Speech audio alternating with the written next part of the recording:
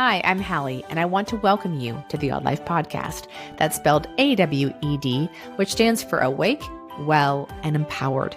In this space, you will hear inspirational stories, candid and heartfelt conversations, as well as advice from experts, all with the intention of helping women like you live odd AF. Because I believe the more of us that live awake, well, and empowered, the better this world will be. So thank you for being here and welcome to your odd life.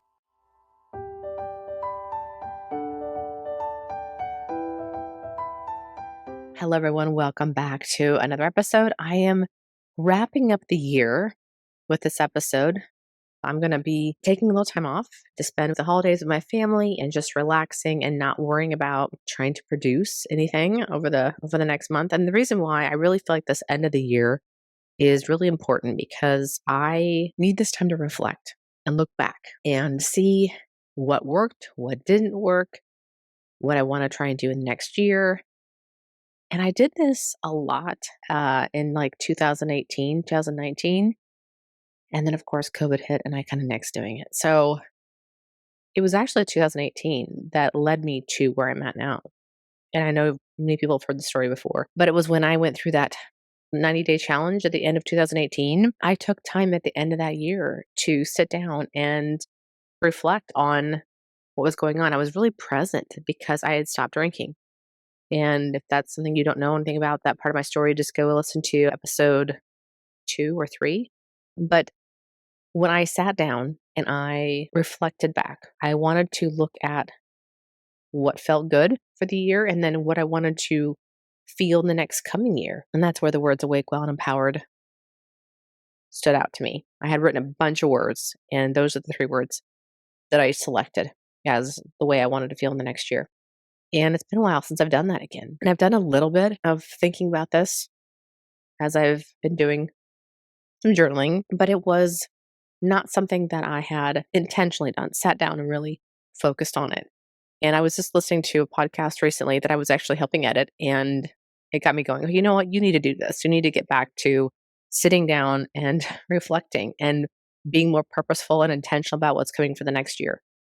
And I think it's important for a couple different reasons. I think it's important because you're looking back at your past year, this 2023, and you're going to reflect back on, at least I am, on the things that were good about the year, like what happened, and being able to look at those things and celebrate them, how far I've come. And I go through my journals, even though that's sometimes really painful to do, is go back, look at your writing and the things you wrote about. And it's amazing how far you have come, honestly. When you look at those, you're like, wow, I felt like that way just 6 months ago, 9 months ago, a year ago.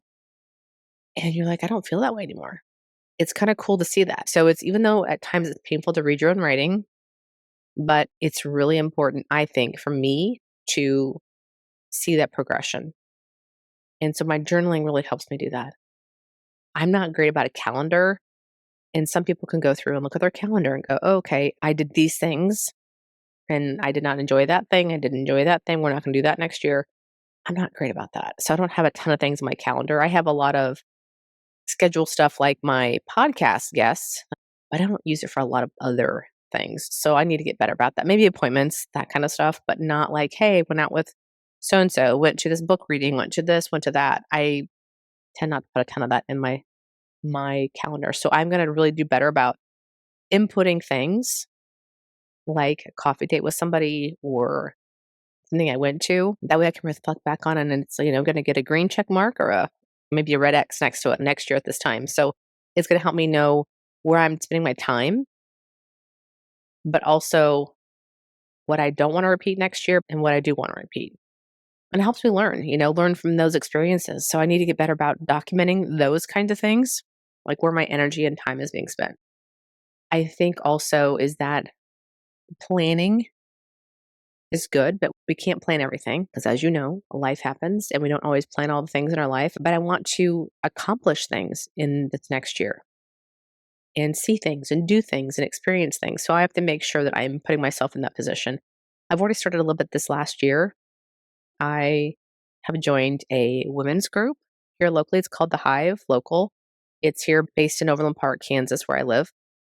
It's women of middle age that are seeking connection And there's different things that they do. There's charity work, there's social stuff, there is a coffee that we do, there are just monthly meetings, that kind of stuff. So there's a lot of different things for different people. So I'm trying to dabble in all of them based on my calendar and how much space I have in there. But that's one thing I'm already doing. So I know in the next year, I want to keep on that continuation of having more connection, especially women in my life, trying to create more friendships.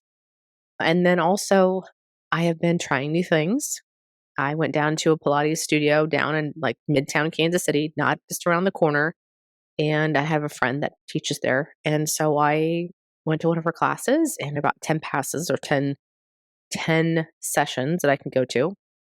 And that's out of my comfort zone because I would go around the corner. But I wanted to try new things, be out in the city more. I tend to get stuck in suburbia where I live. And I don't really know if I'm experiencing where I live the best by doing that. So my goal is to also experience more about my city, try and get out there, do more events, paying attention to what's going on the calendar around the area. And so I'm tuning into whether it's Eventbrite or Meetup or just getting on Facebook more and seeing what events are being posted around the area and tuning into some different Instagram accounts that share what's coming up. There are a lot of local accounts that will either highlight places they've been, restaurants, activities, events, and try and pay attention to what they're sharing so that way I can be out and about and experience more in my city. And I think another thing that's really important for me is I don't know if setting goals is necessarily healthy for me. I have learned more this year that I tend to have some ADHD tendencies. I think it's a lot to do with the way I grew up, the things that I ate during my development years, and probably shortchanged myself on the brain development. And I know that I tend to get overwhelmed and self shame when I set goals and then I don't achieve them. I'm not always realistic about my goal setting either. I really want to accomplish big things. And then I set this really stupid, lofty goal that's not attainable at all. And I'm not that kind of person. I'm not the kind of person that's just a go, go, go, go, go until I get there. I am very passionate in a very specific moment in time, and then it turns completely to something else. So they can be short sprints, or I can be tuned into a longer goal, but I have to have some small wins along the way. And sometimes I have a hard time parsing that out. Like, what's a small win in this big goal? And I tend to lose interest. So I'm really working on maybe instead of setting goals, create a vision and then doing things that allow me to live out that vision. So if I want to connect and have more women friendships, okay, what does that look like? That looks like me calling people more, sending more texts, making dates, going to places where I'm meeting new people. Hence me going to a different Pilates studio or different events around town, meeting people, saying yes to a lot more things. So that way I can be in the presence of other women that are out doing maybe some things that I want to be doing.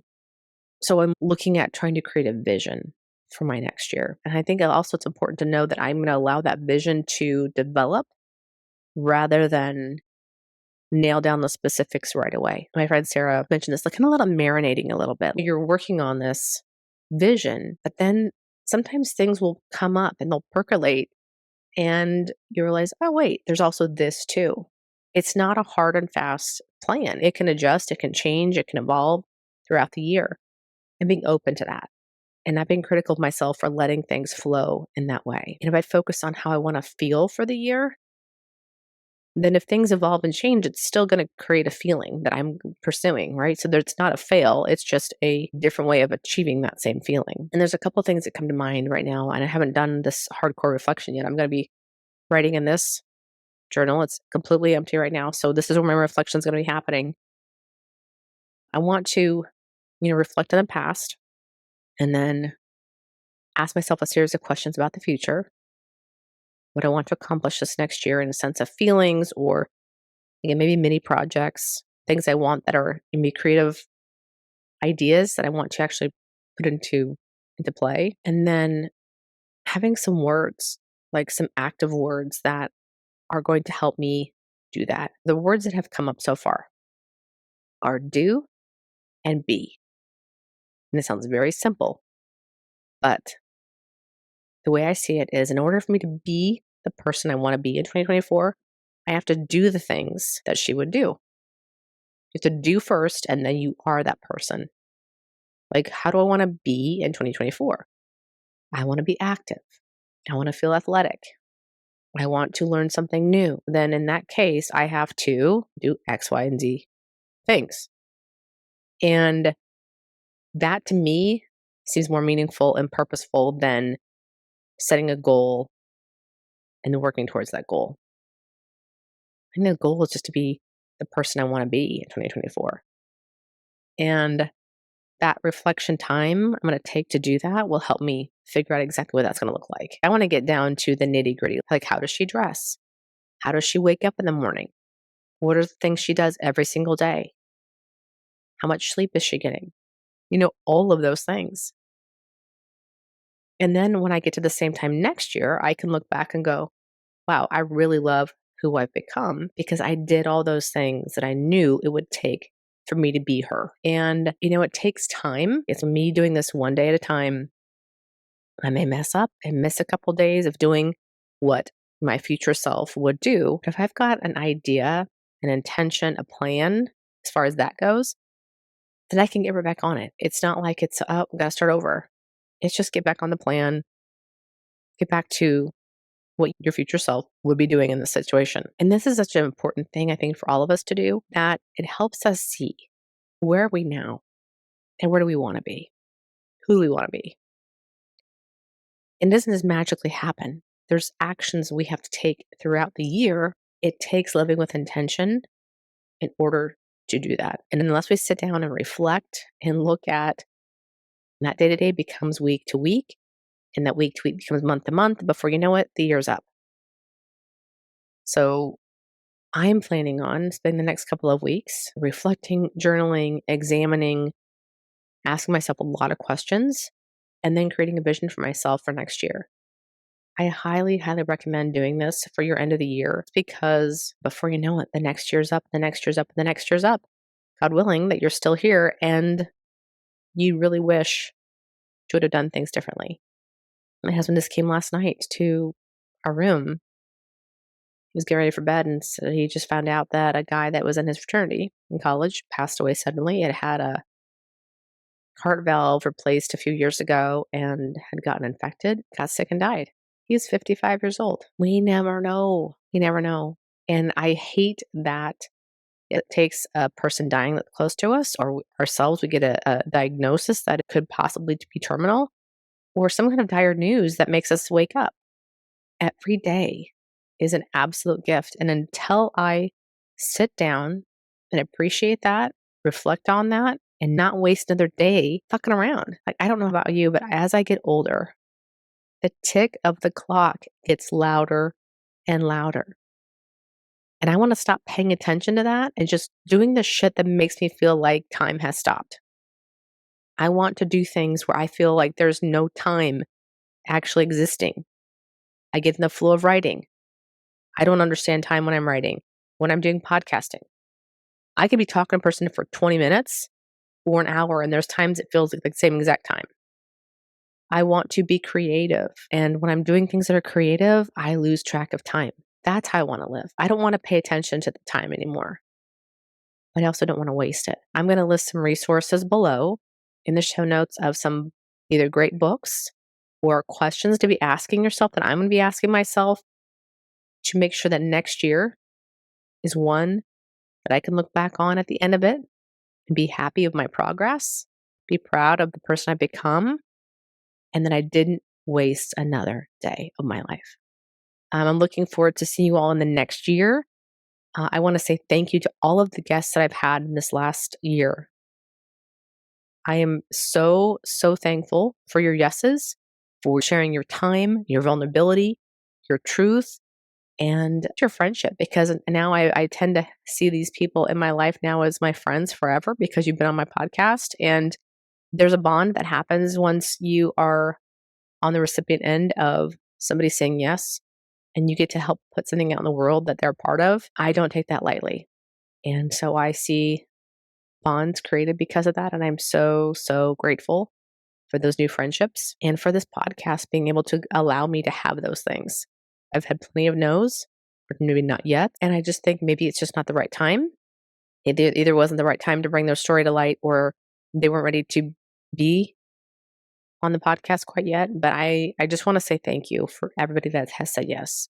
If it wasn't for you saying yes, this podcast wouldn't be happening. I mean, I have a lot of things to say, but I'm not sure I have that much to say where every episode would be just be me talking. And I'm sure my audience appreciates that as well. But I'm so, so, so grateful. And the fact that this all started because I was doing Instagram lives with people and sharing their stories. And I decided, you know what? Why am I letting this live on Instagram when this can be a podcast? And I said yes to myself. I said yes to doing something hard that I didn't think I could do without a major following. And it's not about that. And I know a lot of times, well, if you're trying to write a book and get it published, the publisher will say, you don't have quite the following we'd love for you to have. You get some more people behind you, whether it's your Instagram, your Facebook, a newsletter, whatever that may be. And then we'll revisit it. But a lot of times it stops people from doing the thing that's on their heart. And I hope that you find something in this next year that is speaking to you. I don't care if it's learning how to play the guitar or if it's learning how to play tennis or having deeper friendships. It could be anything. It may require an ask. It may require a sacrifice. It may require time. It may require you trying something new that feels really hard. But the thing to remember is, how is it going to feel on the other side of that? How is it going to feel to learn that thing, to become that person, to say yes to yourself, and what that feels like on the other side of that? I'm so grateful for this platform and for the work I get to do in here. And no, I don't get paid for it. I get $0. Someday, that's the goal, but it's not happening yet. But it will. Because this is a job. This is another thing that I struggle with, is that I know everyone's time and attention and money is valuable. However, if you appreciate someone's work, something that they're doing, you find it valuable, if they're charging for their newsletter to get more in depth, more knowledge, more behind the scenes, more information, whatever that is, pay the $5. Somebody's working their ass off to write these words, to bring their message forward, to help you. If you love what they're saying, but you're like, oh, I don't want to pay $5 a month, it's $5 a month. And that's one very small latte in the world today. You have the $5. Maybe it's 10, maybe it's 15. Think of the things you spend $15 on without thinking twice about it. And I'm not speaking towards me. Honest to God, I'm not. I have many friends that are writing a newsletter via Substack, things like that. And I know money adds up. I get it. But if you really value somebody and you want to reward them for the hard work they're doing and to keep supporting them and the work that they do, pay for their $5 newsletter. Buy the thing that they're selling. It means the world. And it also shows them that they are giving value because you are paying attention and you're paying for their work. Being in a creative field is very, very hard. We all want a lot for very little. I'm guilty of it. I will go on Etsy, for example, and I will see a piece of artwork and it's beautiful and it is a very high price tag. I would never reach out to them and tell them, I'm not going to pay that. I'll pay you this.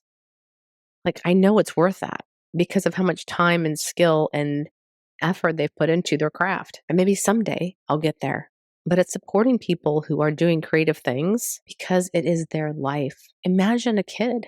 A kid comes to you and says they want to go play football at the next level, but they need to attend all these camps. And would you help support them to get to this camp? Because they don't have all the funds, they don't have the tools, they don't have the ability to fund those things. And it's a kid that you know is going to go far and they're a great athlete.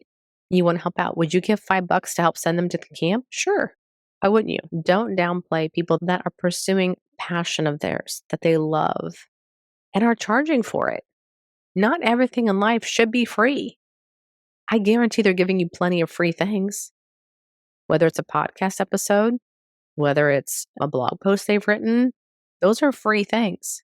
I think it's important to look at what's being offered in the world and making sure people know that they're valued and supporting the creative people in your life. It means a lot. I went off on a tangent there, but I just want to go back to say, I'm just so grateful that I get to do this. I have a very supportive husband and family that allow me to do this without giving me a lot of shit about the fact that it does not bring me an income. But that is something I would love to change. It takes time. It takes consistency. It takes good content. And it takes the ask. And with that, please know that I have a Patreon page. It is a way to support the podcast without a whole lot of effort. You can pay as little as you want or as much as you want. But it would mean a lot to me if you could help support the podcast. Just an idea. It helps so much. It is like a buoy to those of us out in this creative field that are just doing it because we love it. It's really hard to get financial support in this type of stuff. So just consider it. This isn't just for me. This is for all creative people. Whether they're an artist, they're a podcaster, they're a writer, they're a blogger, they are an Etsy shop owner. People are putting amazing things out in the world. And the typical structure of how commerce works doesn't always reward those people. And I think there's a way that we can show support to those that are out there doing the work of bringing people's stories to light, sharing their craft, their knowledge, their expertise in a different way than maybe most people are used to. So something to consider. Just a little side note there. But thank you so very much for all of my guests this year. I look forward to bringing you more content next year. I'm hopefully going to get on this merchandise train. I got to figure out more about what I want to bring to the world and the stories I want to tell and the stories I want to share and the people I want to introduce you to. And I want to say thank you for anybody that's ever reached out and told me they listen and they appreciate the work and they enjoyed the content. It means so much. Even though I'm not doing this for the praise, it helps me know that the stories and the content and the things that we're sharing here are landing, are making an impact. That's really the most important thing, is to know that the people that are coming on the podcast, their messages are being heard and that they're helping make change in the world. That's really what it comes down to. The whole point of this podcast is to help women live more awake, well, and empowered. Because when we do that, when we live more awake, well, and empowered, the world will be a better place. I know this for a fact. I know that because in my little world, my family has become tighter because of the work that I'm doing on myself. Because it ripples out to my family. And when my family is impacted, then hopefully they can go out and impact other people. And then it just keeps going. And I know that there's times when the message isn't being heard. But I'm still working on me. And that's all that I can do. And if you can work on you, you hear what you hear through the podcast, through the books you read, whatever that may be. And if you are continually able to grow and change as a person and become a better version of yourself every single year, that makes an impact. It may be incremental, it may be huge. Regardless, just knowing that you're making a positive impact in the world because of how you're doing the work internally, that's enough. That's all that we need to be doing. So thank you for being here. Thank you always, always, always for listening. I don't ever take that time for granted. I promise you. Have a wonderful holiday season with your family. Have a wonderful new year. Be safe. And we'll see you all very, very soon. Thank you again for being here. I am so grateful for your time. And if you liked what you heard, please head to where you listen to podcasts, rate and review. Please share on Instagram, your social media channels, wherever else you go, so we can reach as many people as possible so they can meet these amazing women and hear these conversations. If you'd like to connect further, you can find me over at my website at HallieSawyer.com or on Instagram. I'm usually going to be at Hallie_Sawyer or The Odd Life, which is this podcast specific Instagram account. All right. Have a great day, everyone. We'll see you soon.